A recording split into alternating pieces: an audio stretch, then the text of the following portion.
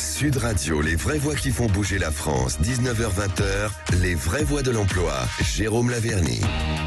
Bienvenue dans les vraies voix de l'emploi. Pourquoi il rigole, Philippe David? Non, parce que c'est le regard de Jérôme Laverny. Ah oui, Jérôme Laverny, notre expert en emploi, qui a la gentillesse de nous présenter toujours des gens formidables dans ces vraies voix de l'emploi. Et on va parler de l'EPID, voilà, l'établissement pour l'insertion dans l'emploi, comment les 20 centres que compte l'institution en France œuvrent pour l'insertion professionnelle des jeunes.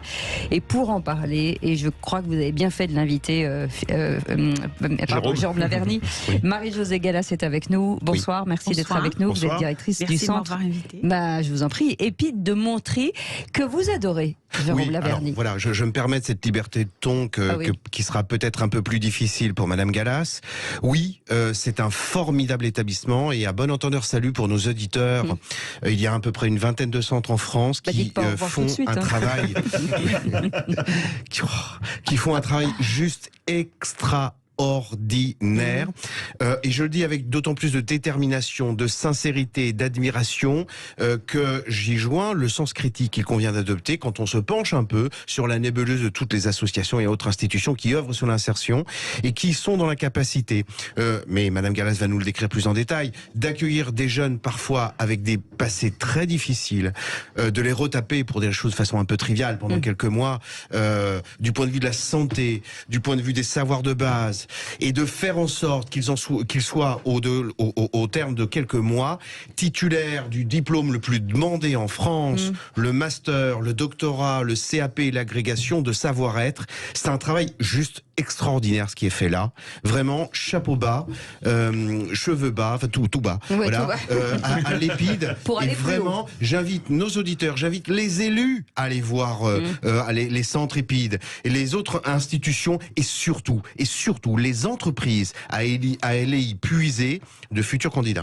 Voilà, avec Marie-Josée Gallas, merci en tout cas pour ce travail que vous faites, ce qui veut dire que quand on écoute Jérôme Laverny, que tout est possible.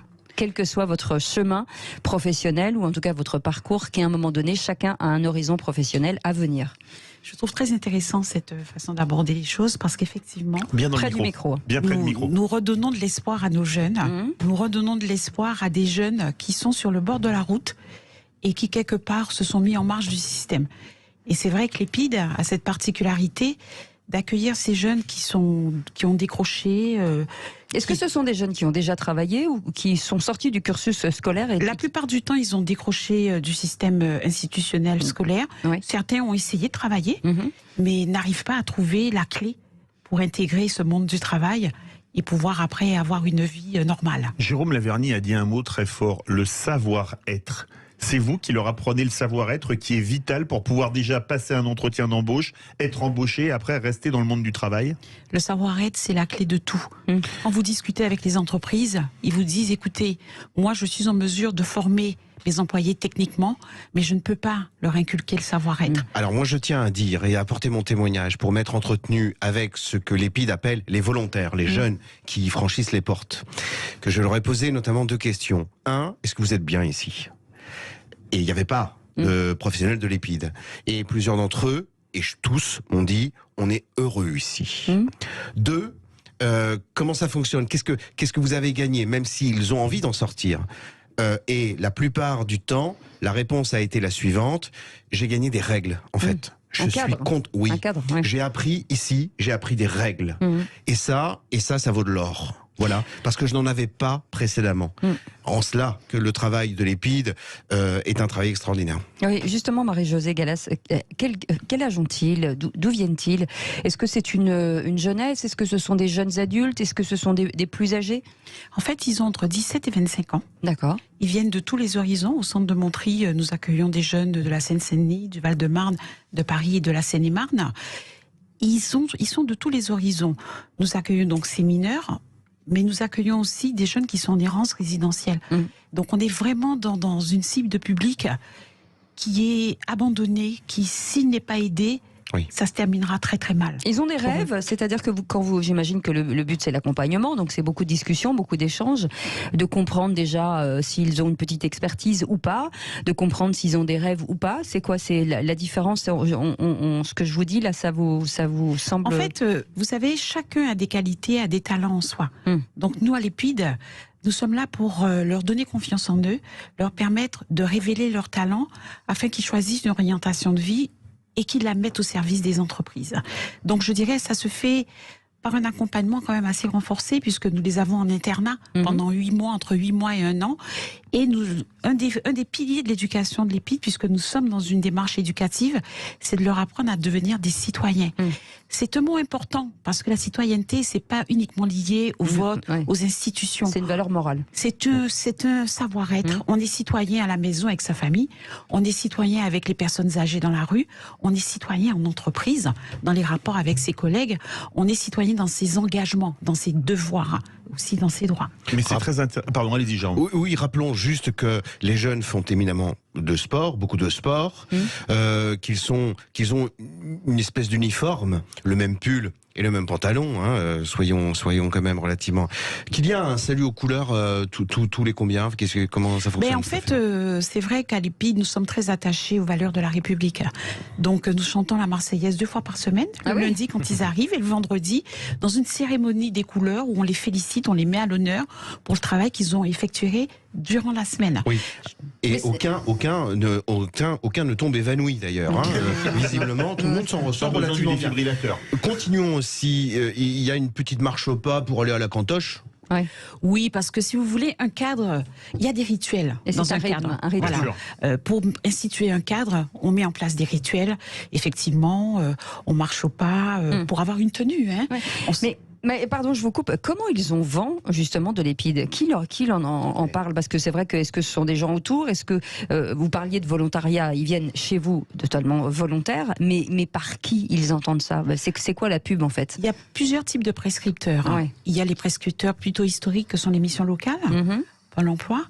Mais les associations de terrain qui travaillent dans les quartiers, en proximité de ces jeunes, dans les activités de loisirs. Mais paradoxalement, à l'EPID, nous avons plus de 50% des jeunes qui viennent par le bouche à oreille. Et aujourd'hui, les réseaux sociaux ont un rôle clé, puisque les jeunes sont sur les réseaux sociaux et ils communiquent entre eux et ils se passent l'information. Mais Marie-Josée Gallas, je vous écoute, c'est extraordinaire. J'ai l'impression que vous faites le travail de la famille, de l'école et même d'un truc qui a disparu, qui s'appelait le service militaire. C'est pas un peu ça ? Alors le service militaire... Attendez, le salut aux couleurs, etc. On le faisait pas à l'école, mais au service militaire, oui, mon cher Jérôme. Ça a l'air un petit peu plus cool quand même. Mais quelque part, ça accompagne, ça donne un cadre et un symbole. Alors, n'y voyons rien d'autre, mais c'est déjà fort. C'est bien dans la vie d'avoir des symboles, des signes, de vivre au sens littéral certes, mais aussi au sens figuré. Et d'ailleurs, pour nos auditeurs, franchement, ne croyez absolument pas tout ce que l'on vous dit. Allez voir une vidéo sur le centre EPID de Montry et vous allez comprendre. Ne vous fiez pas à nos propos, vous allez comprendre les témoignages de ces jeunes qui vraiment ont parfois un passé très lourd, très difficile, n'ont jamais eu ou en tout cas très peu d'espoir. Et là, tout d'un coup, on leur donne non pas une bulle, mais une véritable montgolfière d'espoir qui leur permet de se construire un projet professionnel pour la suite. Oui, vous avez mis en place des partenariats avec des entreprises. Quel type d'entreprise aujourd'hui, si vous pouviez nous expliquer finalement les expertises qu'ils ont découvertes et vers quoi ils tendent, dans quel métier aujourd'hui? Alors aujourd'hui, une entreprise cherche des talents. Et en fait, les entreprises ont compris qu'à l'EPID, ces jeunes qui ont une résilience incroyable, puisqu'ils ont vécu des vies que ni vous ni moi ne vivrons jamais. Ils ont 18, 19 ans, mais ils ont déjà vécu 10 vies. Et en fait, ils ont développé une résilience, une force de caractère, une ténacité, une capacité à transcender les difficultés, qui sont des valeurs clés pour une entreprise. Et je peux vous dire qu'aujourd'hui, nous travaillons avec des petites entreprises, avec de grands groupes, et nous avons mis en place justement des parcours adaptés pour permettre à ces entreprises qui naturellement ne regarderaient pas ces jeunes de s'y intéresser. Pas ces profils et de les intégrer. Je veux vous donner quelques exemples de noms. Le groupe Eiffage, Disney, McDonald's et bien d'autres. Et je vous assure que ce sont des fans maintenant. Et nous avons des partenariats rapprochés.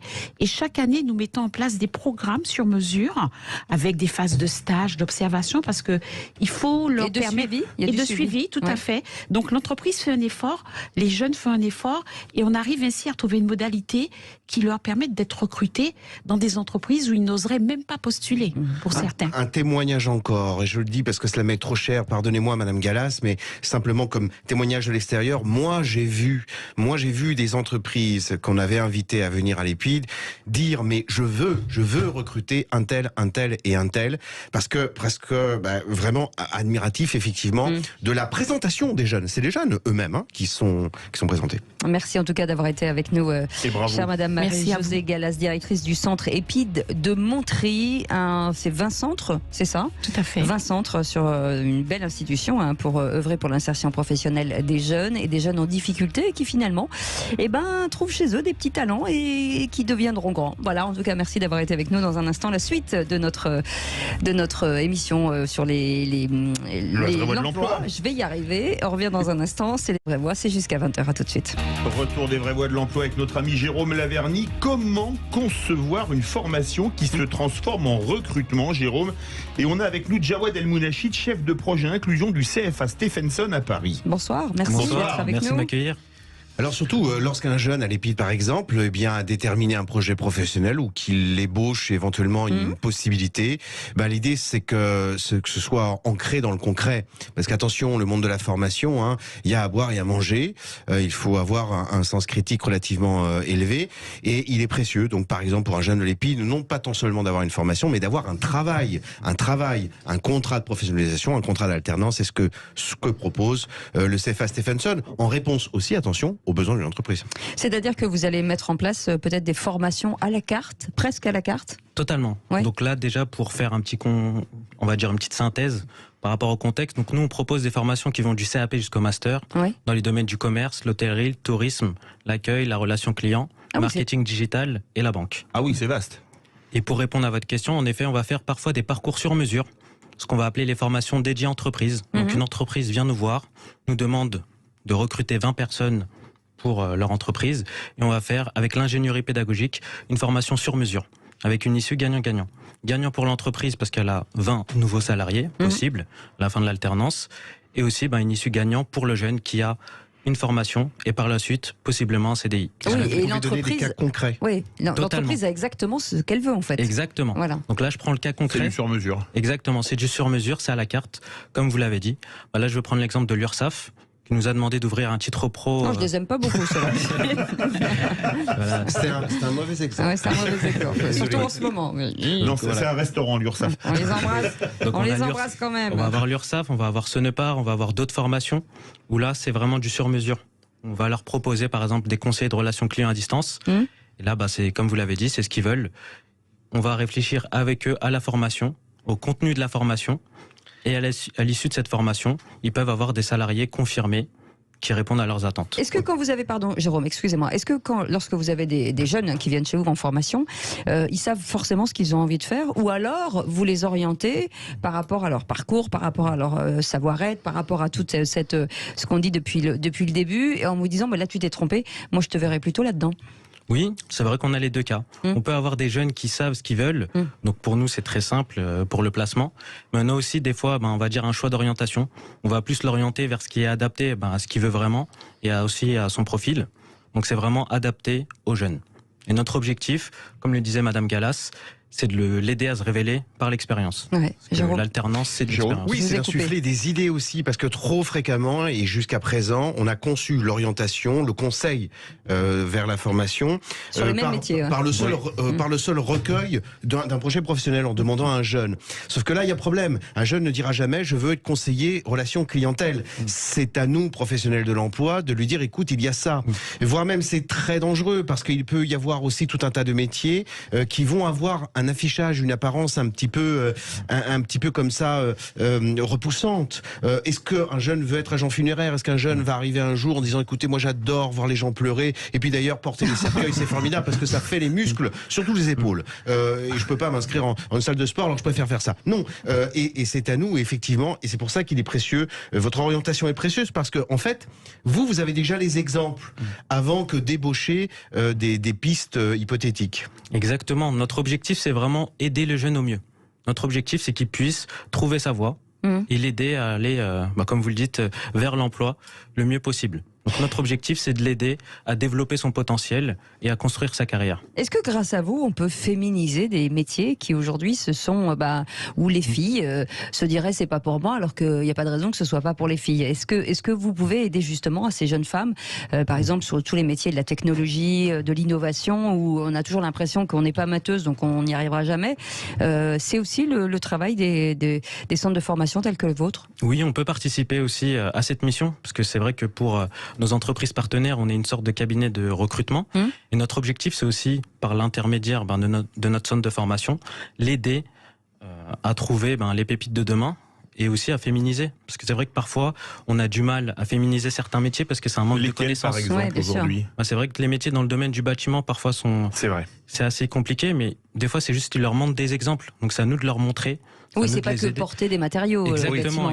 Il y a plein de métiers. Donc, l'objectif, c'est vraiment leur montrer le possible dans ces métiers-là. Et c'est vrai que les entreprises, Jérôme Laverny, ont fait beaucoup d'efforts pour communiquer sur leur métier en interne, ce qui était assez opaque à l'époque. Et aujourd'hui, on a presque le CV de l'entreprise en disant vous pouvez aller là, ce qui est vachement bien. Concept qui vous est cher, Cécile, le concept de marque employeur. Effectivement, les entreprises ont très bien compris qu'elles ne pouvaient plus se contenter d'une montagne de CV rentrants parce qu'ils ne rentraient plus. Et que, prenant conscience qu'il y avait un certain nombre de métiers qui étaient méconnus, peu connus, ou fréquentés effectivement par une catégorie bien précise, en voulant étendre le champ. D'ailleurs, est-ce que la féminisation des métiers ne passerait pas aussi par la masculinisation de certains autres? Bien sûr. Est-ce qu'un jour on peut rêver d'avoir des hommes sages? Ça a été interdit pendant des années, mais c'est permis. Il n'y a pas beaucoup de vocation. Demain, si on a des auxiliaires de vie un peu plus masculins, est-ce que là, le véritable combat de féminisme, et c'est un autre sujet, et pour une autre émission. Mais c'est vrai que le logiciel... Non, mais là, c'est pas la même chose. Là, pardon, je vous coupe. Ce que je disais par rapport à la féminisation des métiers, c'est que les femmes n'osent pas, en fait. C'est juste ça. Vous osez, les garçons, donc il n'y a pas de problème. Après, c'est une question d'accueillir le truc. C'est les garçons, c'est d'ailleurs à ça qu'on les reconnaît. Il y a un danger, Cécile, parce qu'on voit aussi, on voit aussi certaines entreprises tout d'un coup bugger, comme on le dit, dans l'air du temps, et tout d'un coup dire je veux un groupe de femmes, je veux un groupe de... c'est pas ça, c'est pas ça. Non, mais c'est le danger, c'est tout, mais effectivement... C'est pas l'injonction de l'entreprise, c'est juste de dire à certaines femmes, vous avez les capacités de le faire, osez, envoyer votre CV. Le pire que vous puissiez avoir, c'est non, mais osez le faire. C'est là où la communication est véritablement clé, et c'est là où il est précieux de consacrer des émissions comme les nôtres, mais de pouvoir illustrer la faisabilité pour une femme ou pour tout un autre individu de l'accès, et surtout au-delà de l'accès à un métier, de son épanouissement dans le métier, pas simplement évidemment, n'importe quelle femme sait par avance qu'elle peut accéder à tel ou tel métier, mais va-t-elle être heureuse? Va-t-elle pouvoir y trouver un épanouissement et un équilibre entre vie pro et vie professionnelle et vie perso? C'est là où toute la communication est précieuse. Jawad El Mounachi, je l'ai bien dit, hein? Exactement, bravo. J'étais très bien. J'ai toujours un problème avec les noms de famille, avec le mien déjà, c'est déjà compliqué. Il y a plein de métiers, nouveaux métiers qui arrivent assez régulièrement, des métiers dont on n'a jamais entendu parler et qui tout à coup émergent. Ça veut dire que vous, les centres de formation, vous devez être en éveil tout le temps et être aguerris à l'exercice de cette ouverture d'esprit, de dire il va falloir qu'on travaille des nouveaux métiers parce que des entreprises se développent qui n'étaient pas les entreprises traditionnelles avec des nouvelles compétences dedans. Totalement. C'est vrai que notre plus-value, nous, Stephenson Formation, c'est notre agilité. Mais je dirais notre agilité dans les deux sens. C'est-à-dire notre agilité du point de vue du marché du travail, comme vous l'avez dit, mais aussi notre agilité en termes d'accompagnement des différents publics, qui soient mineurs, de 16 à 30 ans, mais aussi qui viennent de différents horizons. C'est seniors aussi. Ou plus âgés. Voilà. Donc notre objectif, c'est vraiment s'adapter à tout public et à la demande des entreprises et aussi à nos apprentis. Eh ben, merci beaucoup d'avoir été. Merci beaucoup d'avoir été avec nous. Merci beaucoup, Jérôme Laverny. On a encore appris des choses. On a fait encore des rencontres formidables. Ah là là, qu'est-ce qu'on ferait sans vous, hein? Continuons. On continue. Ne nous arrêtons pas en si proche du but, Oui. On se retrouve demain. On ne se retrouve pas demain, parce que demain, je remplacerai André Berkoff jusqu'au 1er novembre inclus. Vous serez en compagnie de Jean-Marie Bordery. Absolument. Vous y gagnez. Hein. Bon, je sais pas. C'est un autre genre. C'est un autre genre. Et Yvan Cujus est avec nous. Et on va y gagner avec Yvan Cujus. Bonsoir, Yvan. Il a dit que vous y gagnez avec Jean-Marie. C'est pour taquiner Philippe David est quand même un mec exceptionnel, on le sait. Non, tous les niveaux. Arrêtez. N'allez pas trop vite en besogne. C'est vrai. Les amis, nous recevons Jean-Pierre Calfon, que vous connaissez, acteur et chanteur français, qui sort un deuxième album, Méphisto-Phélange. Qu'est-ce qu'il a de la chance d'être dans la meilleure émission musicale du monde. Non, de Sud Radio, mais c'est la seule. C'est ça le problème. Il a joué dans plus de 65 longs métrages, vous l'avez vu, aux côtés dans Truffaut, Vivement Dimanche, Claude Chabrol, Le Cri du Bout, etc. On adore. Nous avons aussi le plaisir de recevoir Cécilia Cara, révélée il y a 20 ans par Roméo et Juliette. Magnifique, très jolie voix, on aimait beaucoup. Absolument, avec Damien Sargue. Et puis, la découverte du soir, c'est Mathis Poulain pour son premier album, Allons de l'Avant. Voilà, les amis. Vous savez quoi, on croise les doigts. Pour souter ses talents. Merci beaucoup. Merci Yvan. On va vous écouter dans la voiture, puisqu'on va partir en voiture avec Philippe David. Et moi, je vous retrouve demain soir à 17h. Et vous, demain ? Demain, 12h30, à la place de Berkoff dans tous ses états. Mais ça s'appellera toujours Berkoff dans tous ses états. Voilà, c'est prévu très bien, comme vous lui ça. ressemblez, c'est bien. Passez une belle soirée. Merci de nous avoir écoutés sur Sud Radio. Et on vous souhaite une bonne soirée. Et à tout demain. de suite, conseil de famille avec Stéphane Moll.